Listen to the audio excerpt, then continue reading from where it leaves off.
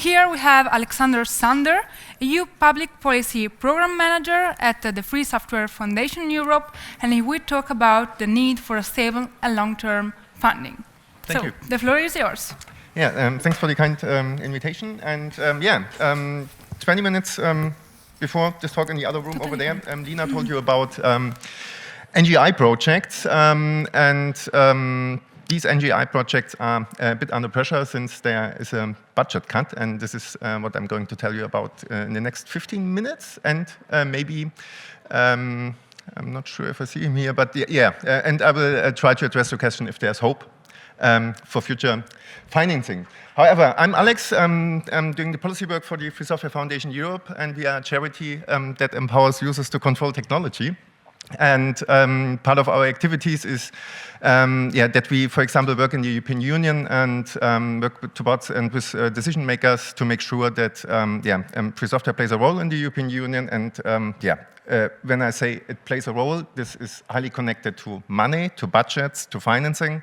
And the budget of the European Union is pretty huge, and the funds for free software are pretty small, and they now have been also cut. So when we talk about NGI, Next Generation Internet, that's part of the Horizon Europe program. Horizon Europe is basically the research project, the research program of the European Union. And this is full of billions of euros and they are mainly spent for defense, for security, for universities in the East, and things like that. And basically, it's the European Commission who is spending the money, and the resources are provided after discussions with the Parliament and the Council. And then it's basically mainly the Commission, together with some experts, that are thinking about how research or the research goals of the European Union could be best achieved, and who should get money for this. And in the past, they gave money to free software in this Next Generation Internet program.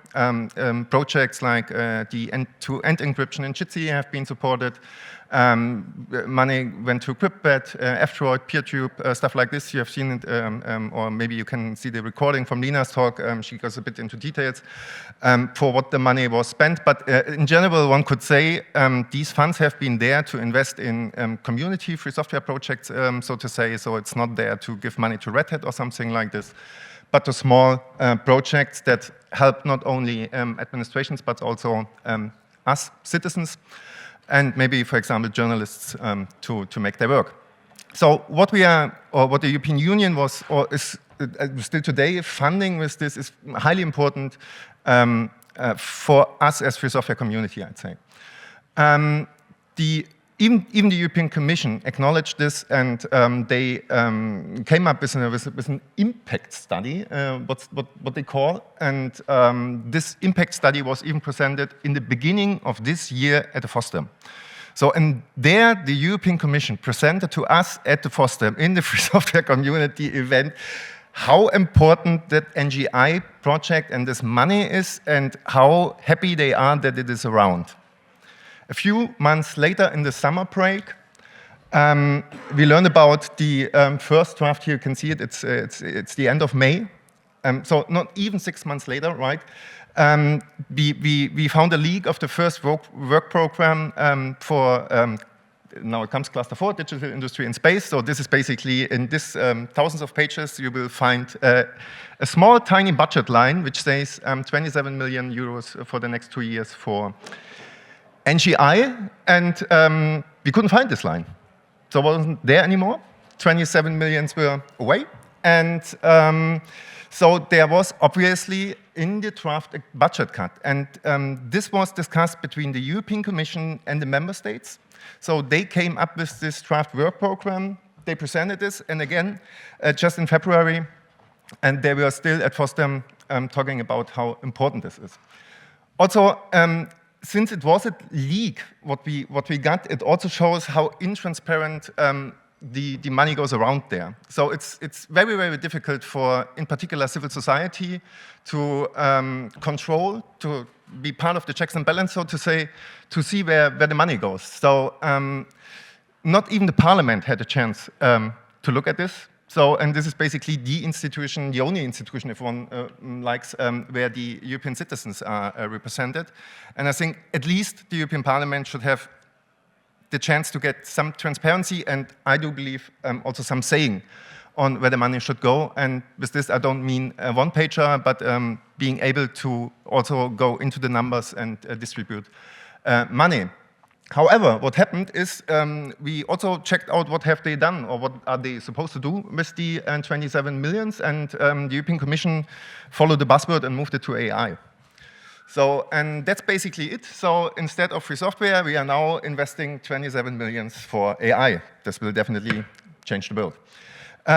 So what we then also got is that we reacted to this, and yeah, we basically we were a bit upset, and this we told everyone, and we called on the Commission, and we called in particular on you, on the community, to help us to create pressure on the Commission and to get some statements from the Commission, because until that day, we do not even have the statement from the Commission other than the funds were moved to AI.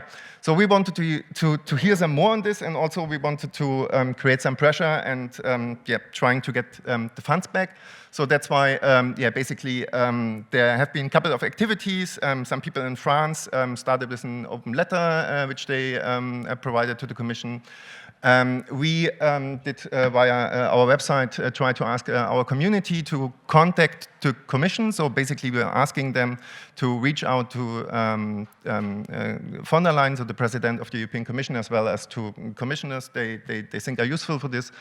And people did this, and that was pretty nice, since we by us have seen, so the office of von der Leyen handed over the letter to the respective person in the DG. So it's General Directorate. Don't go into details, but a process within the Commission was started with this. I think that's important to know, and it was on a head of unit level. So it was not that we yeah, didn't have a good counterpart, but we were in touch with, or we are still in touch with people that decide on this money, which is good. So our community helped us with the pressure to get in touch with the Commission on this, to get phone calls. And in the meantime, we also went to the European Parliament and asked the Parliament to create pressure on this. So we can't do this alone, right? So we need friends and allies. And this means the European Parliament then first in the ITRE committee, and then later also in the budget committee, tabled amendments on this. This means they try to bring back the money by yeah, coming up with paperwork which needs to be voted on. And unfortunately, the Conservatives didn't agree on giving us the funds back because they don't want to earmark money. That was the argument. They can earmark money for other things, but for free software, obviously not. Still, it shows that there are people in the Parliament that ally with us, that fight with us, that try to bring back the money for us. And this also means that we yeah, we kind of like have seen votes on it. So it was not that there, so it was part of compromise amendments and yari. Still, however, we see people voting, we see people reacting, and I think that's one of the most important things is when you create pressure, you want to rise political costs, and this is what we are trying to do here. So we want to have statements from people. We want that they position themselves, and in order to position themselves, you need to know about the issue first. And yeah, the more pressure we create on them, the more likely is we will find majorities for this. It's as easy as this.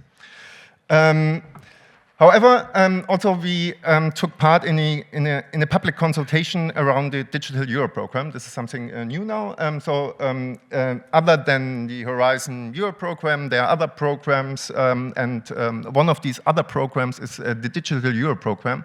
That was created in the aftermath or during Corona, and to digitalize Europe, so to say, one could say. And this Digital Euro program is, in our view, maybe a better fit for the funding of the free software for a couple of reasons.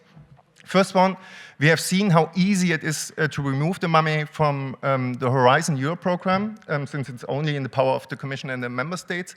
Also, Horizon Europe is on research. And free software, definitely for sure, is part of research, but what we are doing here is to do security. We are working on our infrastructure. We are making sure that we have tools, that we are in control of our technology. So it's not really research what we are doing here, but we invest in our infrastructure. And that's why we do believe these funds need to be moved away from Horizon Europe into the Digital Euro program. The Digital Euro program will be, or is about to be reformed. It's running out 2027, so which means from 2027 onwards, we would like to see these funds in the Digital Europe program. And for this, we took part in a consultation. Again, we asked our community to take part, and more than 700 people took part in such a consultation, which is absolutely outstanding for such a EU consultation. So thanks to all of you who took part in this. This is super helpful for us. And with this consultation, we asked basically for this. So move it to there, and make sure that communities can participate, that micro-enterprises can participate, so because this is also another problem of the European Union, that you have to be pretty big in order to participate in these funds.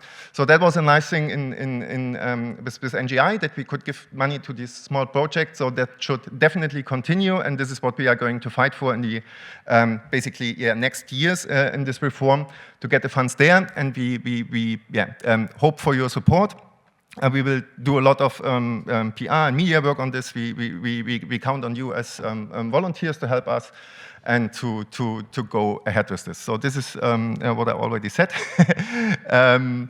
The question is then, with what kind of criteria do we come up? So, I mean, it's not that we just like, want to give money to free software. I think that there should be some criteria, and this is something I want to also discuss with you. So this is not a fully set position. It's a one which is still flexible, and I would love to hear your input on this. So reach out to me or the FSFE on this. I do believe that the money should spend for free software project that help citizens and administrations in a way that they can have secure communication, for example, or that they have, basically the control over the technology there with these tools. And so by that, we want to strengthen control, right? So we want to strengthen the 4 freedoms to use, study, share, and improve, and to empower people to control technology. And also, this is what I already tried to touch, these funds need to be, I said now, open and welcoming. That sounds a bit strange, but these funds need to be there that individual developers, communities, charities, foundations, micro-enterprises alike can participate. So for me, it's important that we don't give this money to big tech, basically. For me, it's important that we use this money to support the core infrastructure of what we are using and what in our daily lives, we as citizens, administrations alike, and so on and so forth. So this means we want this fund, but there's also more. I do believe the money should not only come from this fund, but also from procurement. I think procurement is a very, very large part where money could go from. So if administrations would procure free software solutions instead of proprietary things, then the world would completely look different. For this, we have the Campagne Public Money, Public Code. You can check out the website, sign our open letter, support us in this. But you see there's more than just funding. And also, we do believe the market plays an important role. So not only private money, not only public money, but also private money should be invested. And this means there are some ideas out there. I'm a fan of the Nutri-Score for free software, so that we can see how companies behave in the free software ecosystem. There is the idea of a 1% giving out there. There is the idea of having private funds, right? So filling funds with private money and distribute them afterwards. But also here, it's not set. If you have any more ideas, if you have detailed ideas, I would be interested to hear this. In order to do this, we are getting paid. We are doing this on a professional level. We need to travel, we need to work, we need to do things. And you can help us by supporting our work, by taking part in these kind of consultations, but also by becoming a supporter. Thank you.